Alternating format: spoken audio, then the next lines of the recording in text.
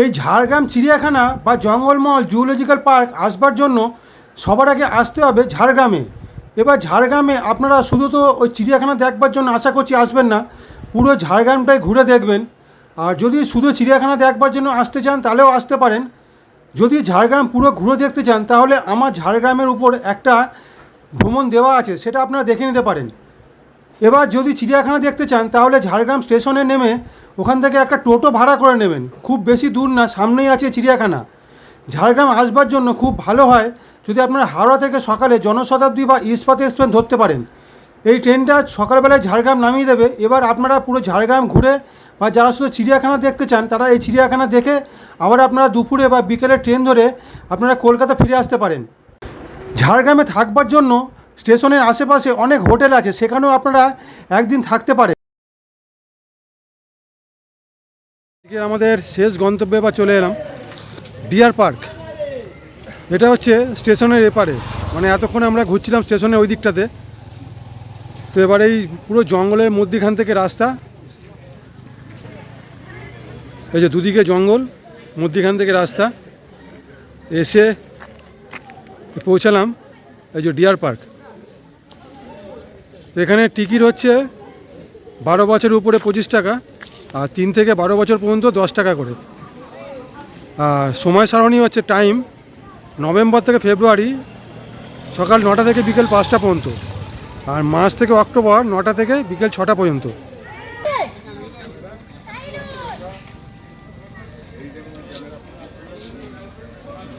তো এখানে আরেকটা কথা, এখানে এই পার্ক বৃহস্পতিবার বন্ধ থাকে।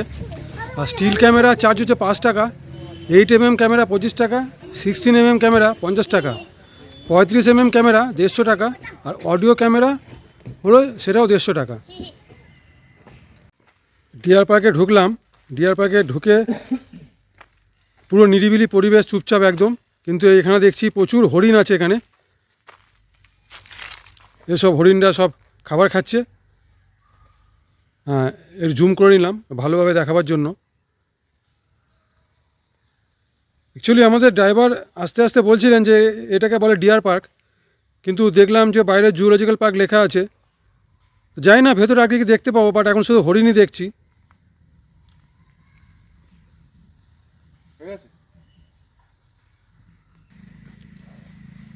দেখুন কত বড় বড় হরিণ।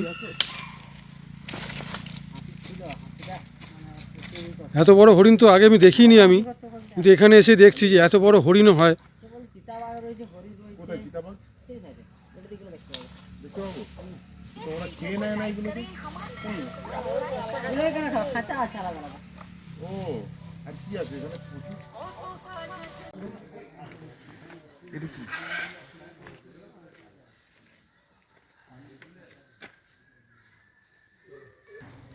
ও তো মহারাজ।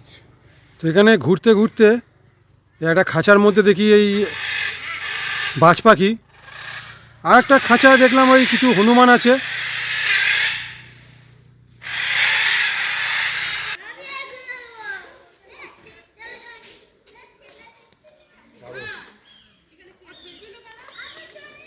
তো এইখানে আর একটা খাঁচায় এই সারস পাখি রাখা আছে।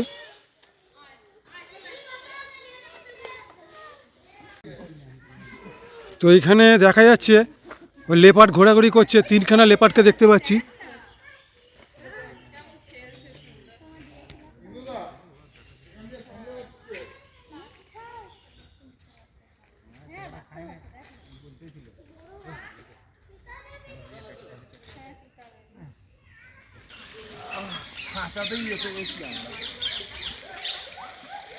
এবার চলে এলাম ময়ূরের খাঁচার সামনে।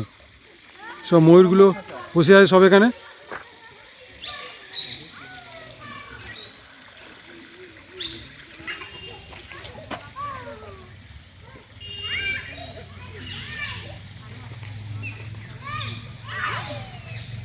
বন্ধুরা, আশা করব আমার এই নতুন ভিডিওটা আপনাদের ভালো লেগেছে।